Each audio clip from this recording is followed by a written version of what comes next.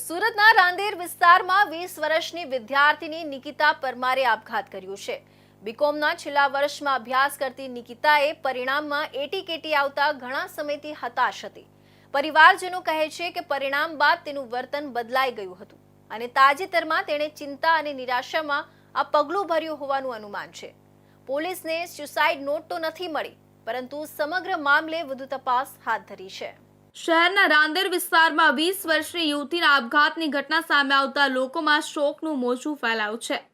મળતી માહિતી અનુસાર ઇદાતનગર પાલનપુર પાટિયા પાસે રહેતી નિકિતા પરમાર નામની વિદ્યાર્થીનીએ આત્મહત્યા કરી હોવાનો મામલો પ્રકાશમાં આવ્યો છે।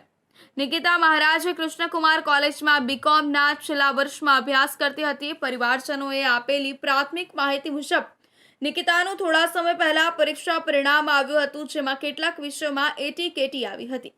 ત્યારબાદ તે ખૂબ જ પરેશાન રહેતી હતી અને અંતરમાં હતાશા ભરાતી ગઈ હતી।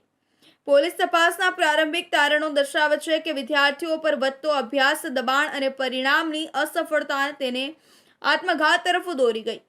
જોકે ઘટના સ્થળેથી કોઈ સુસાઇડ નોટ મળી નથી, છતાં પરિવાર અને પોલીસ બંનેનું માનવું છે કે શિક્ષણમાં નિષ્ફળતાને કારણે તેણે આ પગલું ભર્યું હોઈ શકે।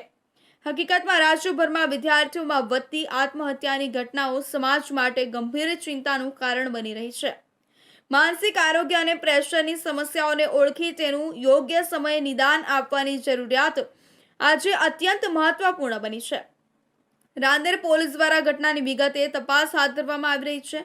નિકિતાના પરિવાર સાથે પણ સમજદારીથી સંપર્ક કરીને વધુ વિગતો એકઠી કરવામાં આવી રહી છે।